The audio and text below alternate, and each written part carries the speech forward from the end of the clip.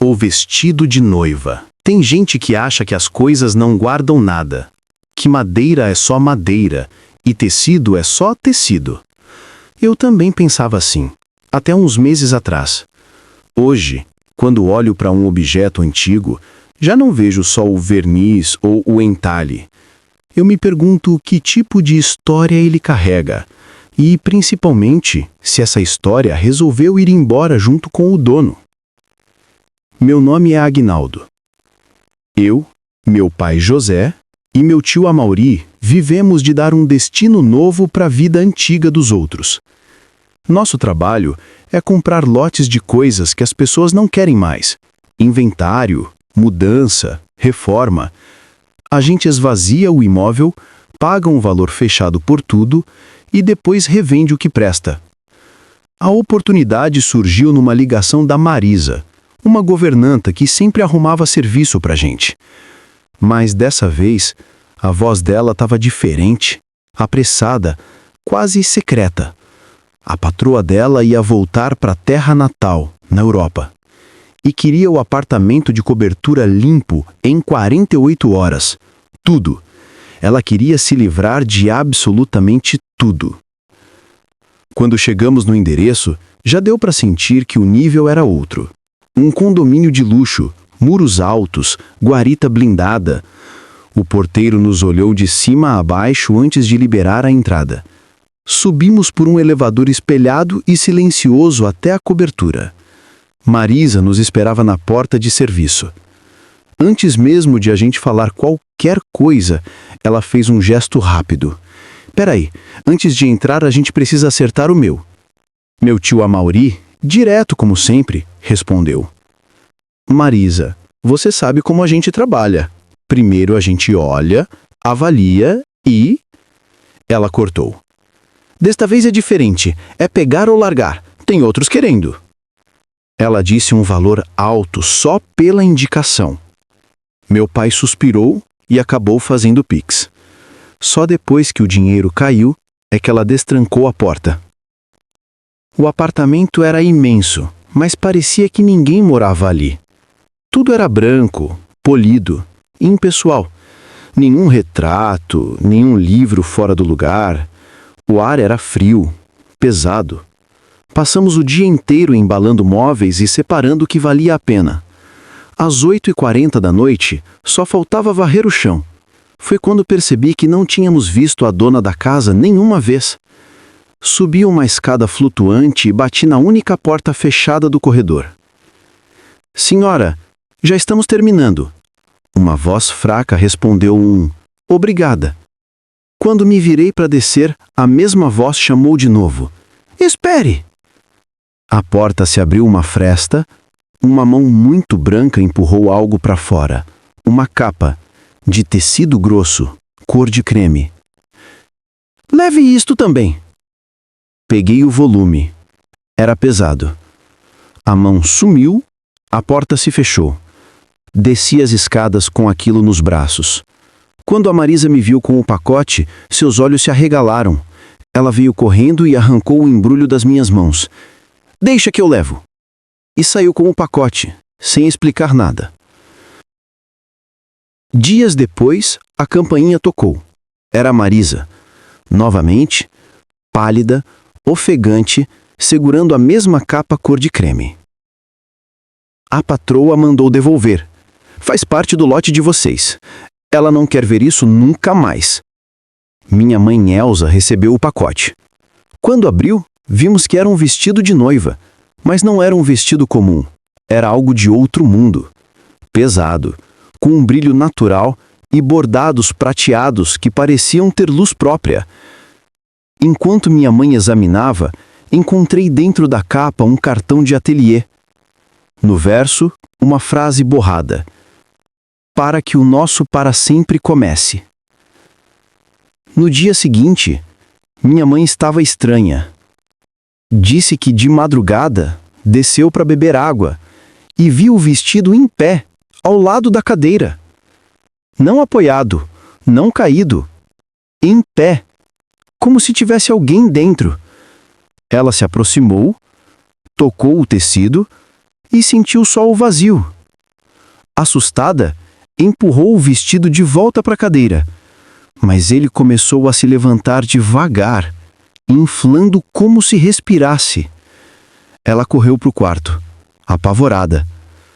Quando contou, meu pai não acreditou. Disse que devia ter sido o vento. Mas eu acreditei. Pesquisei o nome do ateliê. Achei o vestido no site. Custava R$ 80 mil. Meu tio logo disse que venderíamos. Minha mãe protestou, mas acabou cedendo. Aquela noite foi longa. Por volta das 3 da manhã, minha mãe entrou no meu quarto pálida. Ele tá fazendo de novo. Descemos juntos. Meu pai e meu tio já estavam parados olhando para a sala de jantar. O vestido estava em pé no meio da sala escura. Sem apoio, sem truque. A respiração sumiu. Minha mãe começou a rezar. Meu tio murmurou que devia ser algum tipo de armação cara, mas no mesmo instante o vestido desabou e logo depois se levantou de novo, como se alguém invisível estivesse ali dentro, zombando da gente. Foi meu pai quem mandou. "Tira isso da minha casa agora!" Mas minha mãe se adiantou. Voltou com um cabo de rodo nas mãos, os olhos cheios de raiva. "Sai da minha frente, Aguinaldo!" Ela ergueu o cabo como quem ergue uma cruz. "Em nome de Jesus Cristo eu te ordeno, sai da minha casa!" Ela bateu. O som foi oco, doente. A cada golpe o tecido se contorcia no chão como se tivesse vivo. Quando ela acertou o último golpe no corpete, algo explodiu dentro das nossas cabeças. Uma dor aguda, branca, que apagou o mundo por um segundo. Quando voltei a enxergar, quem estava no chão não era o vestido. Era minha irmã, Áurea, vestindo o vestido de noiva. Chorando. Sem entender nada. "Mãe, por que você me bateu?" Minha mãe deixou o rodo cair. Ninguém conseguia falar. A gente não sabia se estava acordado. Áurea não lembrava de ter levantado da cama, nem de ter vestido aquilo. Ficamos com ela a noite toda, enrolada num cobertor, tremendo. Assim que amanheceu, meu tio pegou o telefone e vendeu o vestido por um preço irrisório.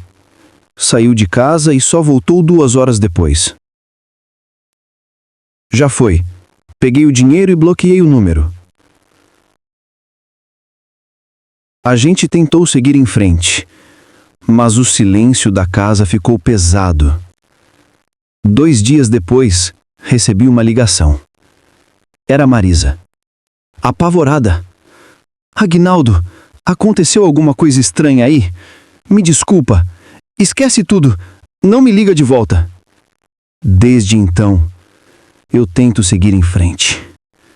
Mas às vezes, quando minha irmã passa pelo corredor e o reflexo dela aparece no vidro, por um segundo, eu não vejo camiseta e short. Eu vejo uma noiva. O tecido branco, o brilho prateado, o véu cobrindo a face. E quando piscam as luzes da casa, eu sei, mesmo que a gente tenha se livrado do vestido, um pedaço daquela noite ainda está aqui. O erro do médico. Tem um tipo de erro que nenhum médico anota no prontuário.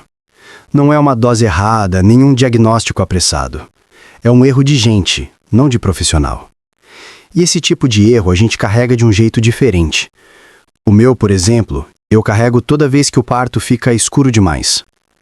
Meu nome é Clovis. Há uns 8 meses eu trabalhava como médico em um canteiro de obras gigantesco, um projeto que parecia não ter fim. A gente ficava no meio do nada, a horas de qualquer cidade de verdade. Meu trabalho ali era mais preventivo. Exames admissionais, torções, febres. Mas parecia um técnico de segurança do que um médico. A sensação de estar desperdiçando meu diploma me corroía.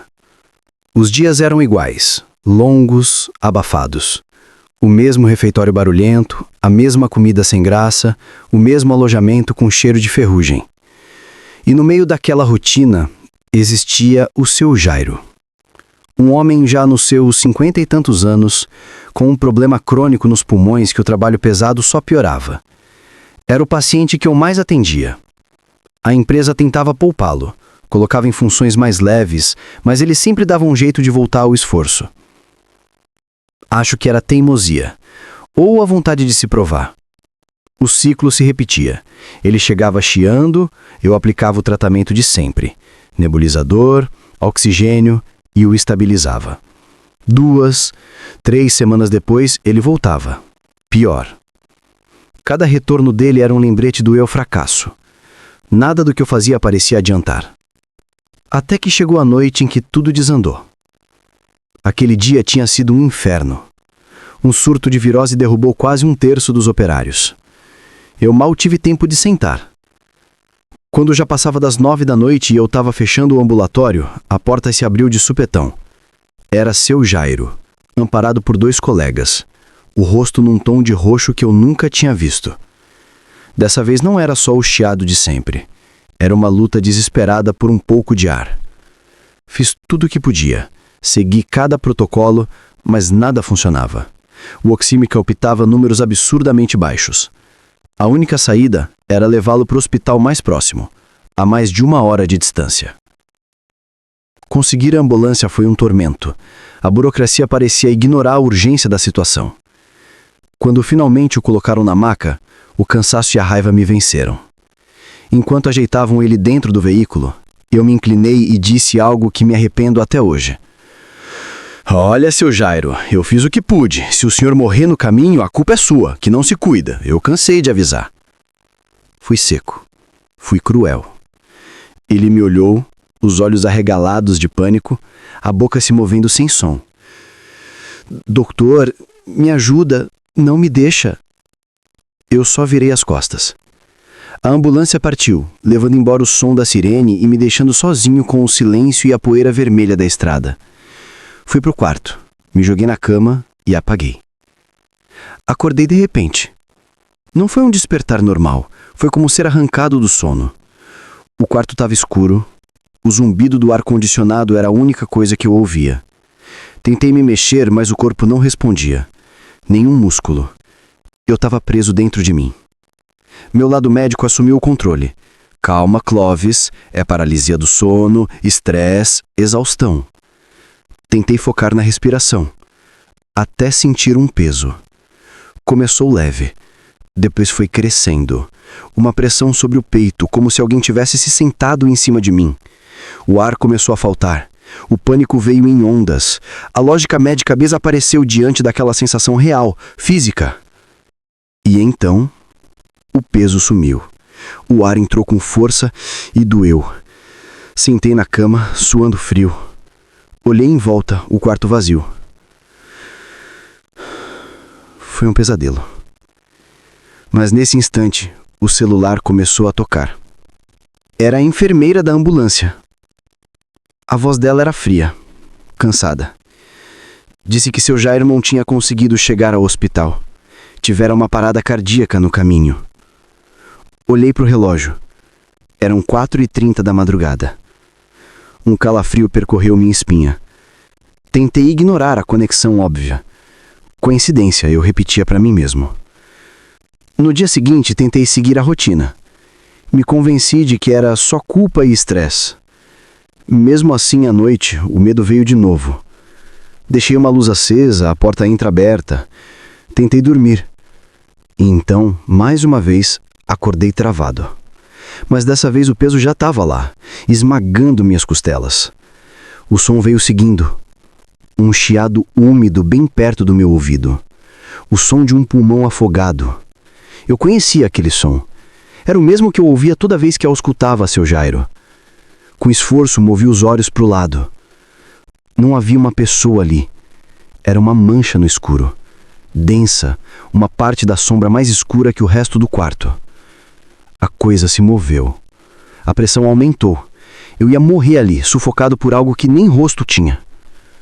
E então, de novo, o alívio. O peso sumiu. Peguei o celular. Eram 4h30 da madrugada. Na terceira noite, eu tentei ficar acordado. Sentei numa cadeira com todas as luzes acesas e a TV ligada. Mas o sono venceu. Quando abri os olhos, tudo estava escuro. O quarto gelado. A TV desligada e eu deitado na cama. O corpo travado. A forma sobre mim, mais nítida dessa vez. O peso agora era no pescoço. Não eram mãos. Era uma pressão circular, gelada. O ar simplesmente parou de entrar. Meus pulmões queimavam. E junto com o chiado houve um sussurro perto do meu ouvido. Não me deixa. O desespero misturou-se com a culpa. Era isso que ele tinha sentido. Era assim que seu Jairo tinha morrido. Com o último fôlego que me restava, forcei o ar para fora e sussurrei.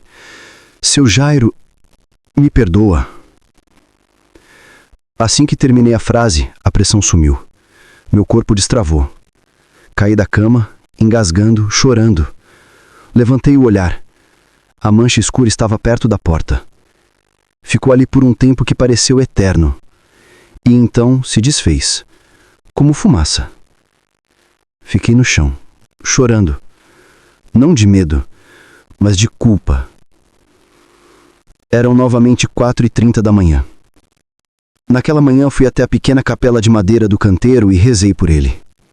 Pedi perdão. As aparições nunca mais voltaram, mas a marca ficou. Algumas semanas depois, pedi transferência. Hoje trabalho numa clínica comum, numa cidade comum. Voltei a viver, mas não sou o mesmo. Toda vez que um paciente chega com falta de ar, eu tremo um pouco. Coloco o estetoscópio e fecho os olhos. E escuto não só os pulmões, mas a aula. E me certifico de que a pessoa diante de mim se sinta vista. Porque aprendi do pior jeito possível que há erros que não deixam cicatriz no corpo, mas se agarram na gente, no escuro do quarto, para sempre. Há coisas que é melhor deixar quietas no lugar onde o tempo as escondeu. Hoje eu sei disso, mas há uns 3 meses tudo o que eu queria era um pouco mais de espaço no almoxarifado. Eu me chamo Elias, eu toco a oficina mecânica que foi do meu pai por mais de 30 anos. É um galpão antigo de tijolo aparente, num bairro que já viu dias melhores. Daqueles com sobrados e fiação pendurada nos postes.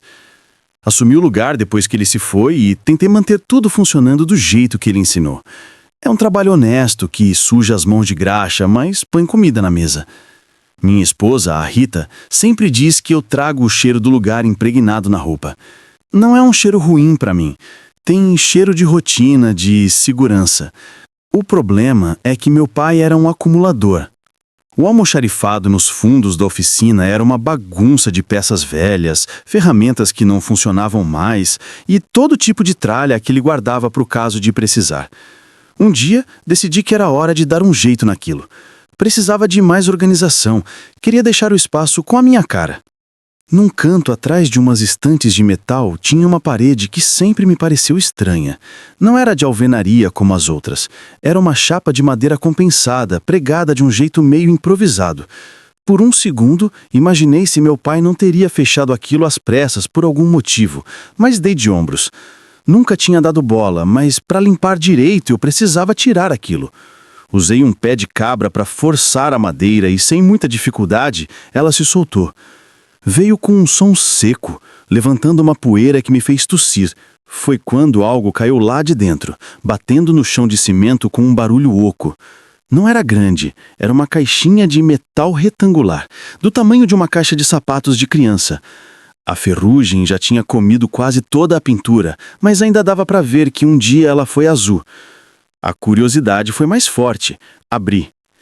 Não tinha joia nem dinheiro. Lá dentro, sobre um pedaço de veludo já puído, estava um único sapatinho de criança.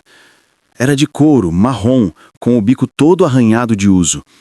Olhando de perto, dava para ver que a sola estava mais gasta de um lado, como se a criança que o usou mancasse um pouco. Não sei porquê, mas segurar aquilo me deu uma sensação esquisita. Não era medo, era um tipo de tristeza. Talvez uma coisa tão antiga e tão pessoal esquecida ali dentro de uma parede. Pensei que devia ser de algum antigo morador, de muito antes de aquilo virar uma oficina. Dei de ombros. Coloquei o sapatinho de volta na caixa e deixei em cima da minha bancada no escritório. Depois eu decidi o que fazer com aquilo. Voltei para minha limpeza.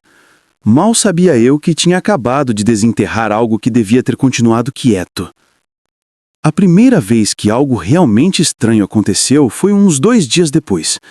Eu estava com um carro no elevador, um sedã antigo que estava vazando óleo, e o cliente precisava dele logo cedo. Ronaldo, meu ajudante, já tinha ido embora e a noite já tinha caído lá fora. Gosto de trabalhar nesse horário. O silêncio ajuda a concentrar.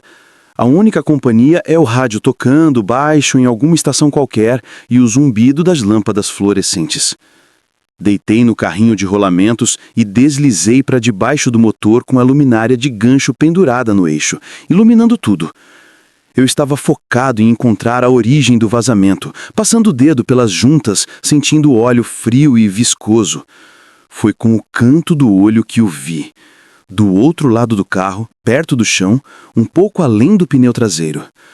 No começo, achei que era um par de sapatos de lona, talvez que o Ronaldo tivesse esquecido.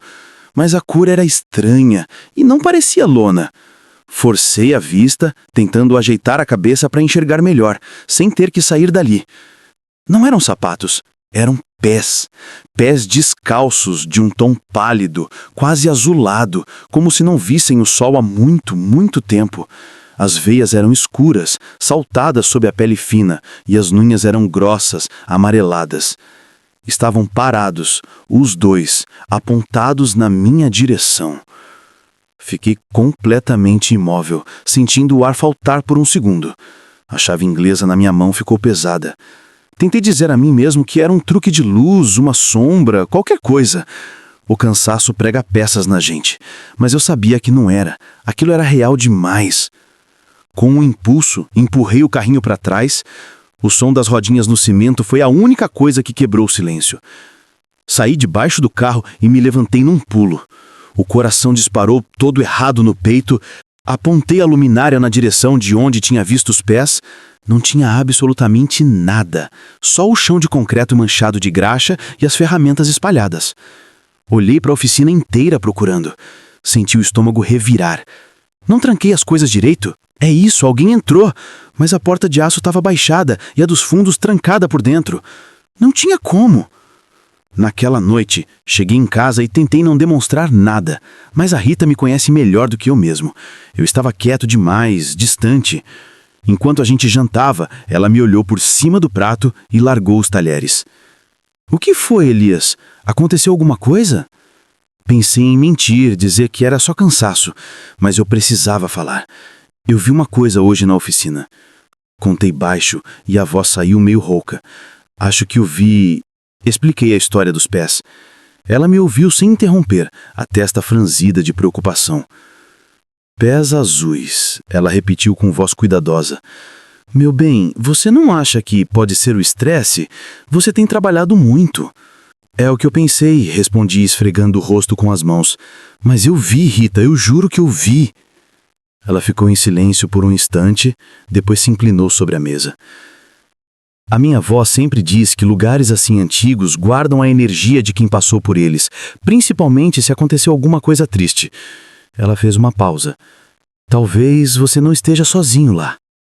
O que a Rita disse não me tranquilizou. Ao contrário, abriu uma porta na minha cabeça que eu nem sabia que existia, e por essa porta começou a entrar todo tipo de coisa. Os dias seguintes na oficina foram diferentes. Cada barulho normal de um galpão antigo, um estalo na estrutura do telhado, o vento batendo na porta de aço, me fazia parar o que eu estava fazendo. Eu deixava uma chave de boca em cima da bancada e quando me virava de novo, ela estava a uns 2 palmos de distância. Outra vez o rádio, que ficava sempre numa estação de música popular, de repente pulou para uma frequência vazia, chiando alto. Durou uns 5 segundos e voltou ao normal sozinho. Foi só uma interferência, claro, mas essas pequenas coisas foram se somando. O ar no almoxarifado parecia mais frio que no resto do galpão, mesmo nos dias quentes. E às vezes, quando eu estava no escritório preenchendo alguma nota, eu tinha a nítida sensação de que tinha alguém em pé do lado de fora, pelo canto do olho, mas quando eu olhava, nunca via ninguém. Comecei a ir embora junto com o Ronaldo. Inventava qualquer desculpa para não ter que ficar sozinho ali depois que escurecesse. A oficina estava deixando de ser o meu refúgio. Estava se tornando um lugar que eu comecei a temer. E em cima da minha mesa, a caixinha de metal enferrujada parecia me observar. Várias vezes peguei ela na mão para jogar no lixo, mas sempre acabava colocando de volta no lugar. A gota d'água foi há umas 2 semanas. Eu e a Rita tivemos uma briga feia. Começou por causa de uma conta atrasada. Uma besteira, mas a verdade é que nós dois estávamos no limite. Eu com a atenção da oficina e ela preocupada comigo pelo meu silêncio. A discussão cresceu. Falamos coisas que não devíamos e no fim bati a porta e saí. Não queria voltar para a oficina, juro que não queria, mas também não tinha para onde ir. Fiquei rodando pelo bairro com o som desligado, a cabeça a mil. Acabei parando em frente ao portão de aço do galpão. Era quase meia-noite. Pensei que talvez um pouco de trabalho pudesse me ajudar a colocar os pensamentos em ordem. Que erro! Lá dentro, o ar estava parado, como sempre, mas dessa vez eu senti uma eletricidade, uma expectativa que vinha do nada e de todos os lugares. Ignorei.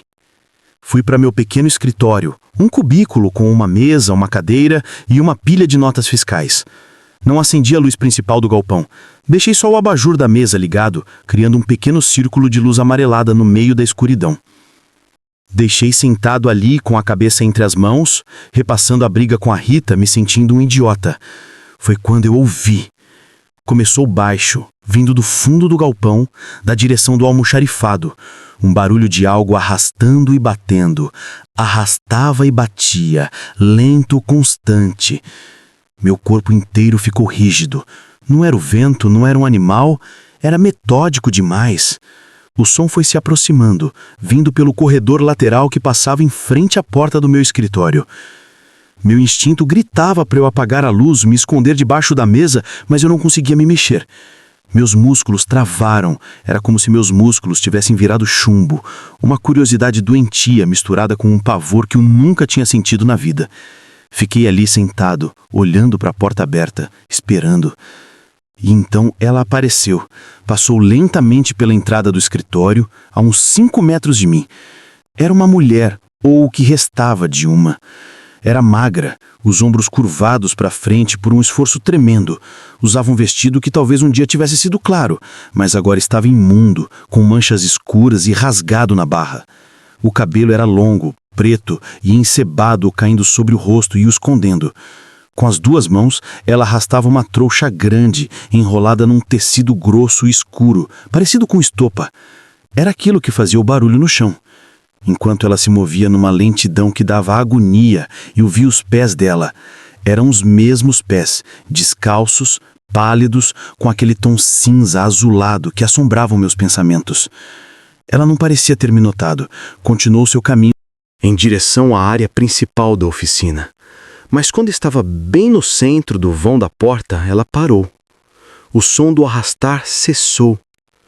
Ela não se virou completamente, mas eu vi sua cabeça se inclinando devagar, quase nada, na direção da luz fraca do meu escritório. Ela sabia que eu estava ali. Ela sabia. Aquele foi o meu limite. Finalmente, meu corpo reagiu. Num movimento desajeitado, me joguei para trás com a cadeira que tombou com um estrondo. Não esperei para ver mais nada. Passei pela porta dos fundos do escritório, tropeçando nas próprias pernas, e corri pela oficina escura até a saída. Minhas mãos tremiam tanto que mal consegui colocar a chave na fechadura. Quando finalmente saí e bati a porta de aço, o barulho estalou na rua vazia. Cheguei em casa parecendo um fantasma.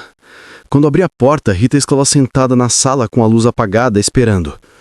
A raiva da nossa briga sumiu do rosto dela no instante em que me viu. Elias, pelo amor de Deus, o que aconteceu? Você tá branco. Não consegui responder de imediato. Fui até a cozinha, peguei um copo d'água com as mãos trêmulas e bebi de um gole só. Ela veio atrás de mim, tocou no meu braço. Foi na oficina, não foi? A voz dela era um sussurro. Eu só balancei a cabeça que sim. E então, ali encostado na pia da cozinha, sob a luz fria da lâmpada, eu contei tudo, a história inteira, desde o começo. Falei da parede falsa, da caixa de metal, do sapatinho. Falei dos pés azuis, das ferramentas fora do lugar e da sensação de estar sendo vigiado. E por fim, com a voz falhando, descrevi a mulher, o vestido sujo, o cabelo no rosto e o jeito como ela parou e virou a cabeça na minha direção. Quando terminei, o silêncio tomou conta do cômodo. Rita me abraçou forte. Você não volta mais pra lá, disse ela com o rosto contra o meu. Não sozinho. Na manhã seguinte, liguei pro Ronaldo e inventei uma história qualquer. Dizia que estava com uma febre daquelas e pedi pra ele abrir a oficina. Eu não tinha a menor condição de pisar naquele lugar. Passei o dia inteiro em casa, andando de um lado pro outro, a imagem daquela mulher se repetindo na minha cabeça. O som do arrastar áspero de um tecido pesado raspando e batendo no piso não saía dos meus ouvidos. Não era mais só medo, era outra coisa. Era um sentimento horrível de que a culpa era minha. Eu tinha mexido onde não devia. Aquela mulher, aquela presença, ela não estava ali por acaso. Ela estava ali por minha causa. Eu sabia que ela estava por minha causa. À noite, depois que a gente colocou nossa filha para dormir, eu não aguentei mais. Fui até o carro, peguei a caixinha de metal, levei para dentro e coloquei em cima da mesa de jantar.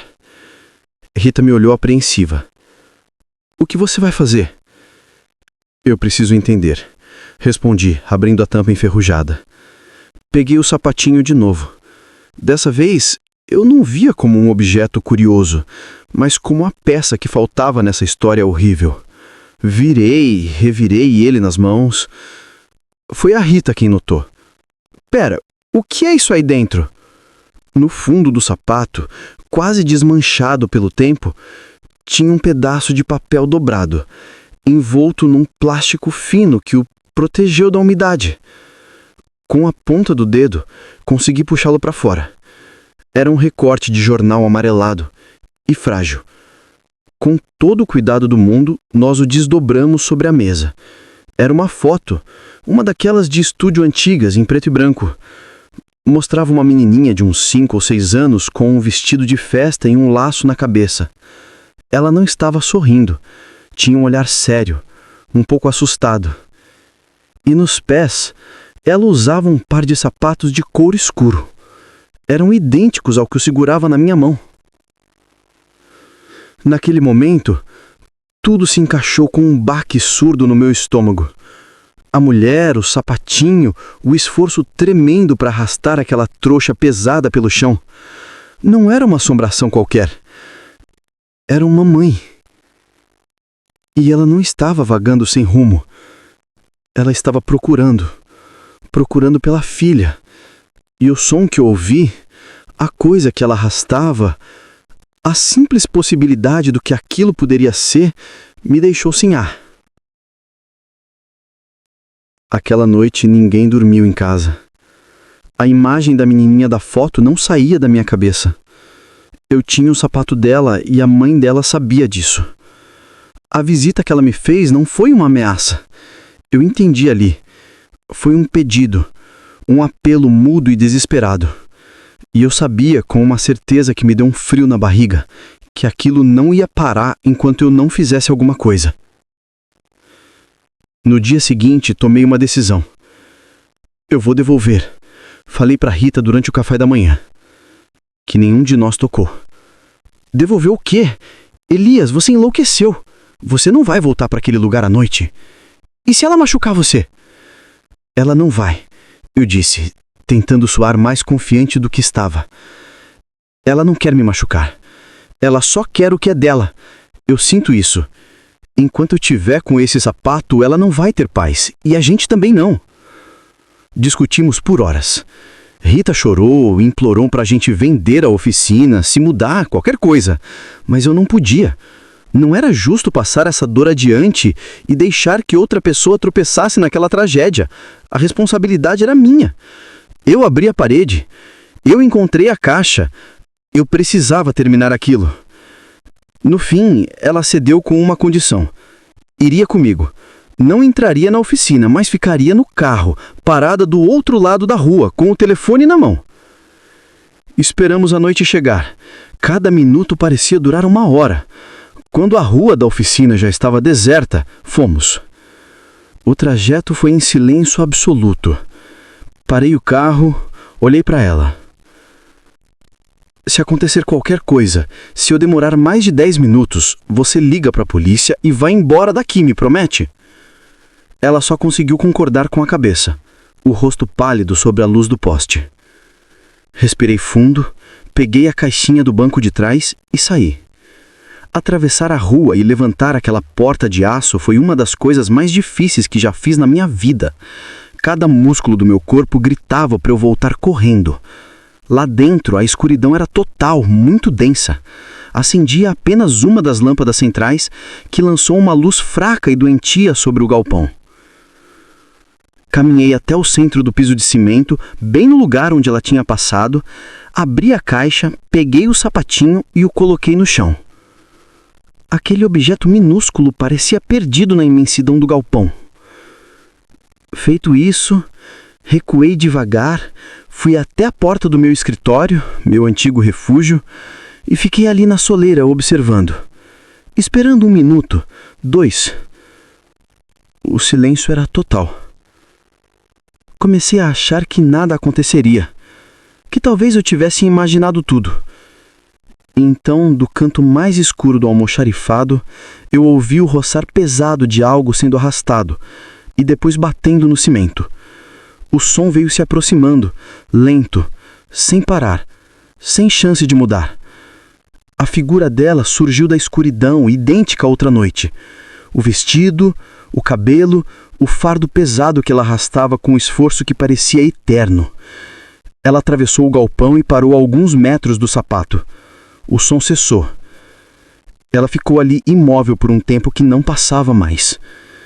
Então, muito, muito devagar, ela se abaixou, o cabelo escondeu completamente o seu rosto. Uma mão pálida de dedos longos se estendeu e tocou o sapato. Ela não o pegou de imediato, apenas o acariciou com um jeito delicado demais para a aparência dela. Finalmente ela o segurou e o trouxe para junto de si. Ergueu-se ainda de costas para mim. Então, algo mudou. Ela pareceu ficar mais leve. O contorno da figura dela começou a vacilar, a se desfazer nas bordas, como fumaça. Sem um som, sem um último olhar, ela simplesmente sumiu na escuridão, e a coisa que ela arrastava desapareceu junto com ela. O galpão ficou em silêncio, mas era um silêncio diferente, vazio, limpo. A opressão tinha sumido. Fiquei parado ali por não sei quanto tempo, até minhas pernas voltarem a me obedecer. Eu ainda trabalho na oficina. O lugar voltou a ser só um lugar, mas toda vez que eu vejo um sapato de criança perdido na rua, eu ouço o som de algo sendo arrastado no chão. Eu me lembro daquela mãe presa na dor dela, e me lembro que eu mexi no luto dela mesmo sem querer. Algumas coisas não foram feitas para serem descobertas. Elas pedem apenas para serem deixadas em paz.